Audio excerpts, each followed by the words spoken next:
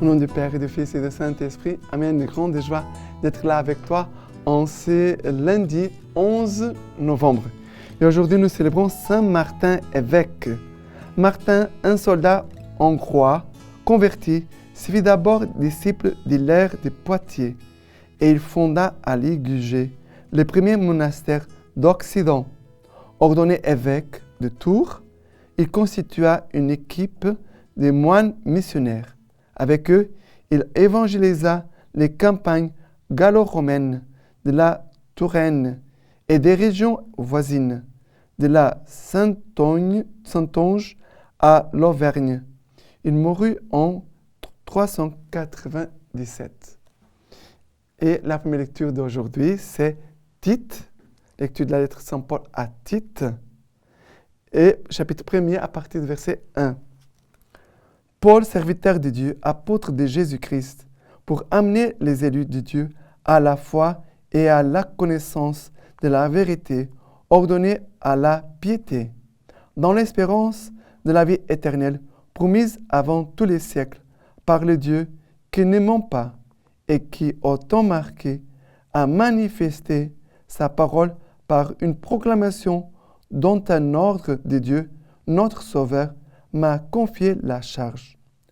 À Tite, mon véritable enfant, en notre foi commune, grâce et paix de par Dieu, le Père et le Christ Jésus, notre Sauveur.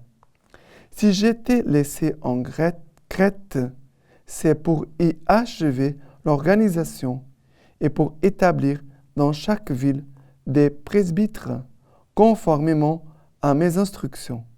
Chaque candidat doit être irréprochable, mari d'une seule femme, avoir des enfants croyants, qui ne puissent être accusés d'inconduite et ne soient pas insoumis. L'épiscope, en effet, en sa qualité, l'entendant de Dieu, doit être irréprochable, ni arrogant, ni coléreux, ni buveur, ni batailleur, ni avide des gains déshonnêtes, mais au contraire, hospitalier, ami du bien, pondéré, juste, pieux, maître de soi, attaché à l'enseignement, sûr conforme à la doctrine. Ne doit-il pas être capable à la fois d'exhorter dans la saine doctrine et de confondre les contradicteurs? Alors, ici, la parole de Dieu de Paul à Tite, son véritable enfant, dans la foi commune et grâce et paix de la part de Dieu et le Père et le Christ Jésus notre Sauveur. Alors, ici, Paul commence et parle à Tite en le plaçant dans la foi. Nous vivons dans la foi. Nous avons une foi commune. C'est la foi de l'Église. Ce n'est pas ma foi, ce n'est pas ta foi. C'est la foi commune, c'est la foi de l'Église. Et aujourd'hui, il y a des gens qui, peut-être, ce n'ont pas une foi bien formée, bien approfondie, bien enracinée dans l'Église. Peut-être ils peuvent avoir une foi déformée, tordue, qui n'est pas la véritable foi catholique que l'Église nous enseigne. Alors, on doit avoir la foi commune que nous recevons de l'Église. Qu'est-ce que l'Église nous enseigne? Qu'est-ce que l'Église nous parle? Qu'est-ce que l'Église nous oriente? Voilà, la foi commune. Et tout de suite, il parle de la grâce et paix de la part de Dieu le Père et le Christ Jésus notre Sauveur. Et il a ici le Père, il a le Christ, mais il a déjà cette communion marquée ici. La foi commune marque la communion. L'Esprit Saint, l'Esprit de communion. Ça veut dire que nous vivons plongés dans la Sainte Trinité, le Père, le Fils et le Saint-Esprit. Et c'est très important de garder toujours la présence de la Sainte Trinité dans notre vie de prière, dans notre foi, dans notre façon de vivre ensemble. Nous vivons notre vie en Église et aussi en communauté à partir de la Sainte Trinité, le Père, le Fils et le Saint-Esprit. D'accord? Et après, Paul va donner des conseils aux presbytres et aussi aux évêques pour qu'ils puissent donner un bon témoignage. Et ce qui concerne les témoignages, que nous puissions donner aussi un bon témoignage vraiment de notre Église, Sainte Église catholique. D'accord?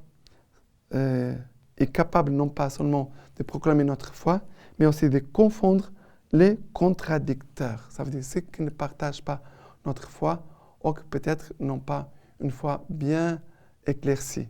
D'accord? Et le psaume d'aujourd'hui, c'est le psaume 24.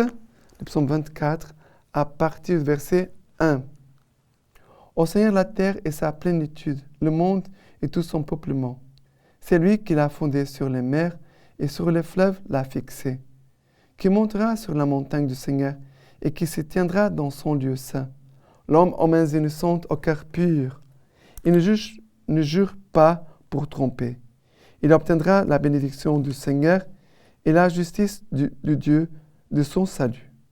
C'est la race de ceux qui le cherchent, qui recherchent ta face, Dieu de Jacob.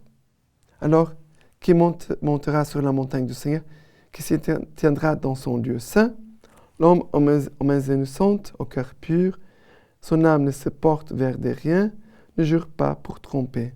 Voilà les attitudes de l'homme de Dieu, l'homme de foi, l'homme qui vraiment veut demeurer dans la présence du Seigneur, veut demeurer dans cette communion avec Dieu.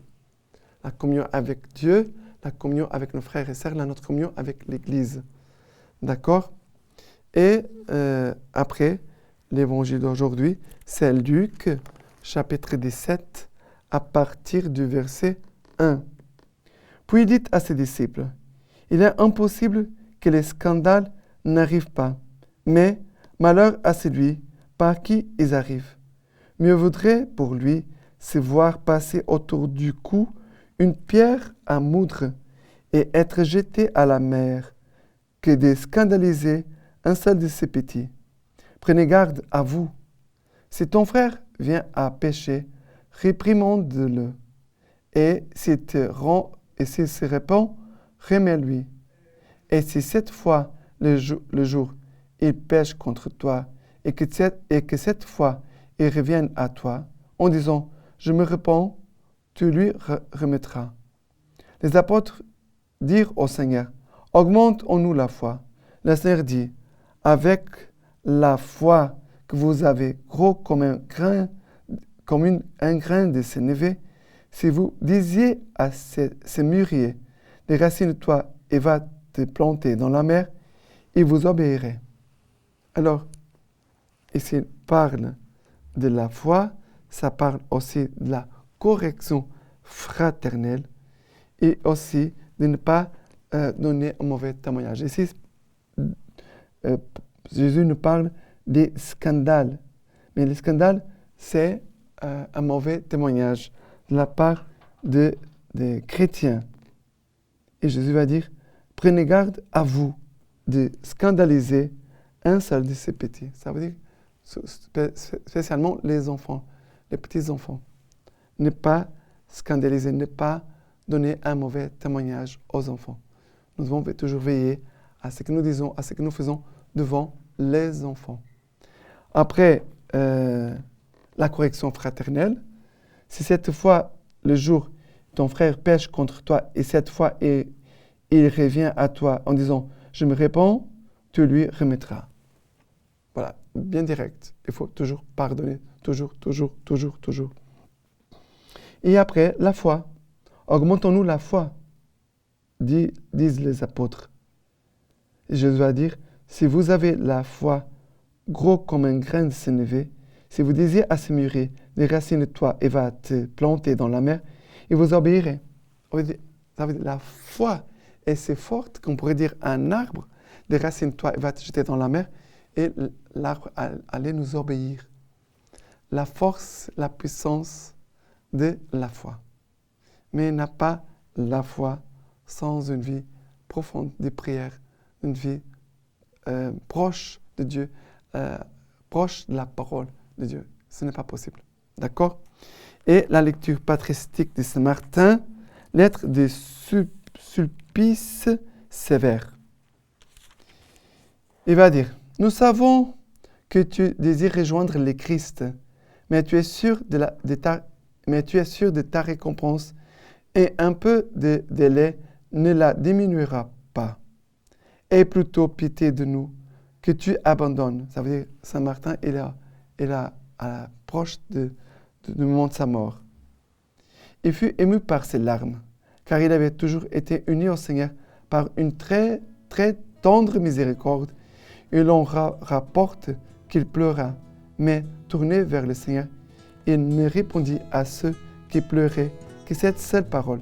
Seigneur, si je suis encore nécessaire à ton peuple, je ne refuse pas le travail.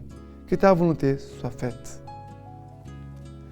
Et maintenant, je vous laisse la bénédiction par les mains toutes pures de la Vierge Marie. Dieu Tout-Puissant vous bénisse et vous garde, le Père, le Fils et le Saint-Esprit. Amen.